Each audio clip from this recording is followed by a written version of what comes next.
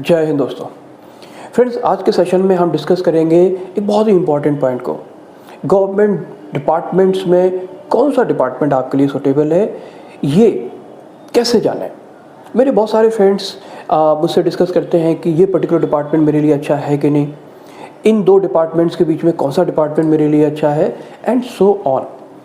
तो सबसे पहले तो मैं अपने इन सारे फ्रेंड्स को अप्रिशिएट करूँगा कि वो ज्वाइन करने से पहले एनालिसिस कर रहे हैं, बहुत ज़रूरी है। जनरली क्या होता है कि सिलेक्शन का हमारा क्राइटेरिया इतना अच्छा नहीं होता, इवॉल्व नहीं होता। जो रैंक आती है, रैंक के हिसाब से प्रीवियस ईयर्स में जो प्रायोरिटीज़ प्रेफरेंसेस बाकी कैंडिडेट्स ने दिए वो हम भी दे देते हैं, डिपार्टमेंट अलॉट हो जाता है और उसके बाद फिर हम महसूस करते हैं कि शायद ये डिपार्टमेंट मेरे लिए उतना सूटेबल नहीं था। तो मेरा अप्रिसिएशन मेरे सारे फ्रेंड्स को जो ये एनालिसिस कर रहे हैं। अब एनालिसिस करने के लिए हमें कुछ पॉइंट्स चाहिए, तो वो पॉइंट्स मैं आपसे शेयर करूंगा। मैं ये नहीं कहता कि मैं जो पॉइंट डिस्कस कर रहा हूँ ये कंप्लीट है, लेकिन इतना ज़रूर मैं कहूँगा कि इन पॉइंट्स को अगर आप समझेंगे और इन पे होमवर्क करेंगे अपना, तो आप एक बहुत अच्छी कंडीशन में होंगे ये डिसाइड करने के लिए कि ये पर्टिकुलर डिपार्टमेंट आपके लिए सूटेबल है या नहीं है। शुरू करते हैं इसको। मैंने 3 ब्रॉड कैटेगरी बनाई हुई है, कैटेगरी सी, बी और ए। सी से शुरू करते हैं, कैटेगरी सी से शुरू करते हैं, फिर अपवर्ड चलेंगे। सी में पहला पॉइंट है salary and perks. Important factor है, आप गवर्नमेंट जॉब ज्वाइन करते हैं तो आपकी सैलरी कहाँ से शुरू होगी, कहाँ तक जाएगी, कितने कितने इंटरवल के बाद आपके कितने इंक्रीमेंट्स लगेंगे, सैलरी कितनी हो जाएगी, ये जानना जरूरी है। और साथ में क्या क्या पर्क्स आपको मिलेंगे। गवर्नमेंट एम्प्लॉयज़ की सैलरी की कैलकुलेशन के लिए मैंने एक डेडिकेटेड वीडियो बनाया है, मैं उसका लिंक शेयर करूंगा, आप उसको देखिए। वहाँ मैंने ये सारा कैलकुलेशन बहुत डिटेल में किया है। अगर उस वीडियो को देखने के बाद आपको क्लैरिटी में कोई भी इशू आता है तो आप कमेंट बॉक्स में मेंशन करना, मैं आपसे अलग से डिस्कस कर लूँगा उससे। उसको यहाँ डिस्कस नहीं करेंगे, नहीं तो वीडियो काफ़ी लेंथी हो जाएगा। तो सैलरी पर्क्स जानना जरूरी है, सैलरी का ग्रोथ पैटर्न क्या है ये जानना आपको जरूरी है। नेक्स्ट पॉइंट है प्रमोशनल एस्पेक्ट्स। आपके ऑर्गेनाइजेशन में प्रमोशंस के एस्पेक्ट्स क्या हैं, कितने कितने इंटरवल के बाद प्रमोशंस होते हैं, प्रमोशन टाइम बेस्ड है, स्मूथली होते हैं या किसी स्टेज पर जाके स्टक हो जाते हैं। गवर्नमेंट क्लास 1 ऑफिसर में जब आप ज्वाइन करते हैं तो आप जूनियर स्केल में ज्वाइन करते हैं, तो junior scale to senior scale, junior administrative grade, senior selection grade, senior administrative grade, higher administrative grade, ये आपके ग्रेड्स हैं जहाँ पे आपको टाइमली प्रमोशंस मिलते हैं। कुछ ऑर्गेनाइजेशंस हैं जहाँ ये प्रमोशंस बहुत स्मूथ हैं, टाइमली हो जाते हैं, लेकिन कुछ ऑर्गेनाइजेशन जहाँ किसी न किसी एक लेवल पे जाके स्टक हो जाता है और वक्त लगता है फर्दर नेक्स्ट लेवल पे जाने पे। तो ये जान लीजिए कि प्रमोशनल एस्पेक्ट्स क्या हैं, क्योंकि इसी से आपकी कैरियर ग्रोथ डिसाइड होगी। नेक्स्ट पॉइंट्स है ट्रांसफर्स। ट्रांसफर्स आपकी स्टेबिलिटी को डिसाइड करता है, तो आपके ऑर्गेनाइजेशन में ट्रांसफर्स के एस्पेक्ट क्या है। कुछ डिपार्टमेंट्स हैं जहां एक स्टिपुलेटेड टाइम के बाद ट्रांसफ़र होना मैंडेटरी है, और कुछ डिपार्टमेंट्स हैं जहां पे ट्रांसफ़र ज़्यादा नहीं होते हैं। अब ट्रांसफ़र होते हैं तो उसकी टेरिटरी क्या है। कुछ डिपार्टमेंट्स हैं जहां पे एक छोटे डोमेन में ही ट्रांसफ़र्स होते हैं, और कुछ डिपार्टमेंट्स हैं जहां पे पूरे इंडिया में कहीं भी आपका ट्रांसफ़र हो सकता है। तो ये एस्पेक्ट्स देख लीजिए कि ट्रांसफ़र्स का क्या स्टेटस है आपकी ऑर्गेनाइजेशन में। क्योंकि नेक्स्ट पॉइंट है प्लेस ऑफ पोस्टिंग। किस तरह के जगह पे आपकी पोस्टिंग होती है, मेट्रो सिटीज़ में होती है, सिटीज़ में होती है, रूरल होती है या सबर्ब्स में होती है, वो जानना ज़रूरी है। इसमें ये भी देख लीजिए कि कुछ डिपार्टमेंट्स हैं जहाँ पे कि स्टार्टिंग में तो जो पोस्टिंग है वो सबर्ब्स या रूरल एरियाज़ में होती है, लेकिन जब आप हायरार्की में ऊपर जाते हैं, सीनियर होते हैं, तो फिर सिटीज़ में और मेट्रो सिटीज़ में पोस्टिंग होती है। तो कहीं ये जानना इसलिए ज़रूरी है कि स्टार्टिंग में आपकी पोस्टिंग अगर किसी छोटी जगह पे हो जाए तो आप उसको लेके शॉक एलिमेंट ना महसूस करें। क्लैरिटी रहेगी तो आपको कॉन्फिडेंस रहेगा कि after few years I will be posted in a different in a better place. तो किस तरह का पैटर्न है आपकी प्लेस ऑफ पोस्टिंग का, वो जान लीजिए, क्योंकि आपकी ओवरऑल लाइफ स्टाइल के लिए ये ज़रूरी फैक्टर है। नेक्स्ट पॉइंट है फैसिलिटीज़ का। जानिए कि आप जिस डिपार्टमेंट को ज्वाइन करने जा रहे हैं वहाँ फैसिलिटीज़ कैसी हैं। Facilities in terms of accommodation, flats और बंगलोज कैसे होते हैं, of medical facilities, sports facilities, vehicle availability, the helping hands and so on. ये फैसिलिटीज़ का स्टेटस क्या है, ये पॉइंट्स थे जो सी कैटेगरी में मैंने रखे हुए थे। अब बी कैटेगरी में आते हैं। बी कैटेगरी में पहला पॉइंट है nature of job. Work nature क्या है आपका, ये जानना जरूरी है।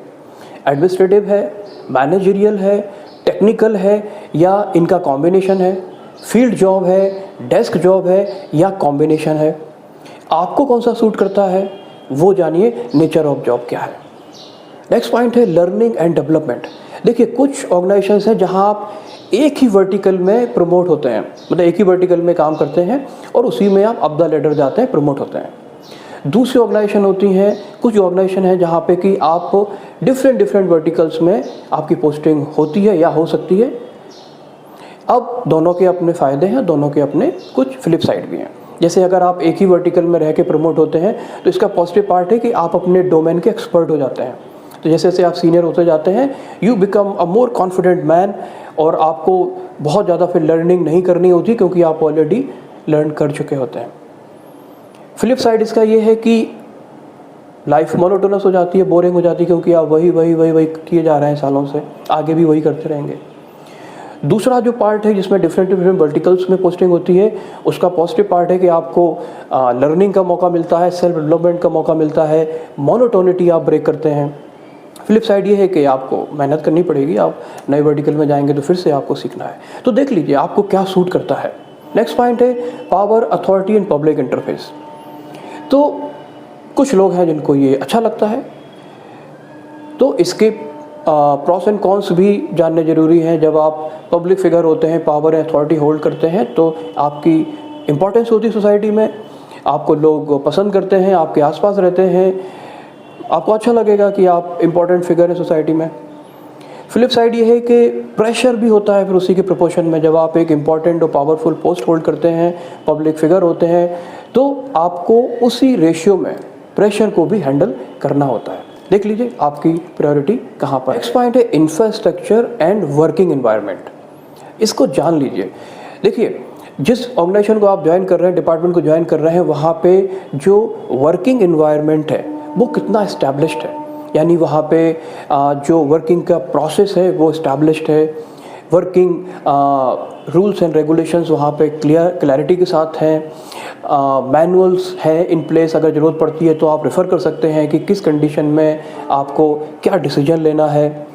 फिक्स्ड हायरार्की या डिफाइंड हायरार्की होनी चाहिए उस पर्टिकुलर ऑर्गेनाइजेशन में। आपको क्लैरिटी हो कि आपके अब द हायरार्की कौन कौन है, उनकी पावर्स अथॉरिटीज़ क्या हैं, आपके नीचे कौन कौन है, सबऑर्डिनेट्स हैं, उनको कैसे हैंडल करना है। ये डिफाइंड हायरार्की होना ज़रूरी है। नेक्स्ट पॉइंट है पोस्ट रिटायरमेंट अपॉर्चुनिटीज़। देखिए रिटायरमेंट के बाद गवर्नमेंट जॉब में आपको जो पर्क्स बेनिफिट्स मिलने हैं, पेंशन मिलनी है, वो तो मिलेगी ही, वो तो डिफाइंड है। बट उसके बाद आपको अपॉर्चुनिटीज़ और क्या है।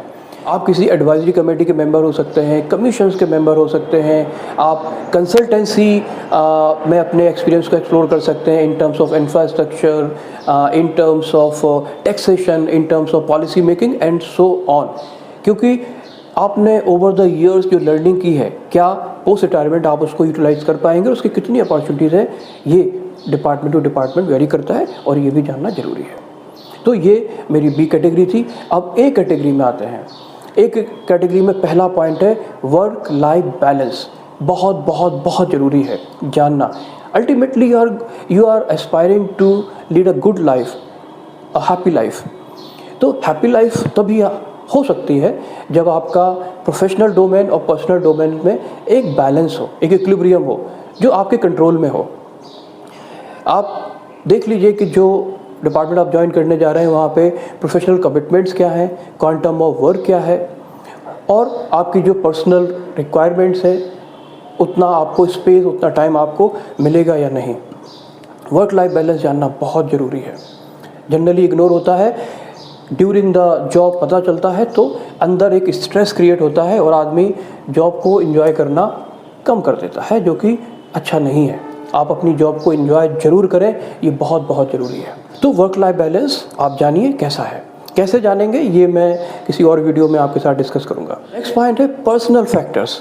पर्सनल फैक्टर्स में family needs, the need of your spouse. आपकी स्पाउस अगर वर्किंग है तो नेचुरली वो एक सिंक्रोनाइजेशन होना चाहिए। उसके बाद आपकी खुद की लाइफ स्टाइल, आपकी हेल्थ कंडीशंस, आपकी पोस्टिंग जहाँ हो रही है वो किस तरह की लोकेशन है, ये सारे पर्सनल फैक्टर्स बहुत बहुत बहुत ज़रूरी हैं, क्योंकि इसी से आपका एक माइंडसेट, आपका फ्रेम ऑफ माइंड डेवलप होता है। और ये सारी चीज़ें अगर आपके फेवर में है तो आप एक अच्छे एनवायरनमेंट में रहेंगे, अच्छे मेंटल सेटअप में रहेंगे और बेहतर एफिशिएंसी से काम करेंगे। तो फ्रेंड्स, ये मेरे कुछ पॉइंट्स हैं जो मैंने आपसे शेयर किए, और मैं उम्मीद करता हूँ कि इन पॉइंट्स को अगर आप एवेलुएट करेंगे, असेस करेंगे, वर्कआउट करेंगे, अपना होमवर्क करेंगे, तो आप एक बहुत बेहतर कंडीशन में होंगे डिसाइड करने के लिए कि ये पर्टिकुलर डिपार्टमेंट आपके लिए बेहतर है या नहीं। इसके अलावा भी अगर आपका कोई क्वेरी है, कोई पॉइंट जो मैं मिस कर गया, तो आप कमेंट्स करके हमें बताएं। मैं कोशिश करूंगा उसको रिप्लाई करने की, और अगर ज़रूरत होगी तो इसी तरह एक डेडिकेटेड वीडियो मैं आपको बनाऊंगा जिससे आपको क्लैरिटी हो। मिलते हैं अगले वीडियो में, तब तक stay fit, stay healthy and do take very good care of yourself. जय हिंद दोस्तों।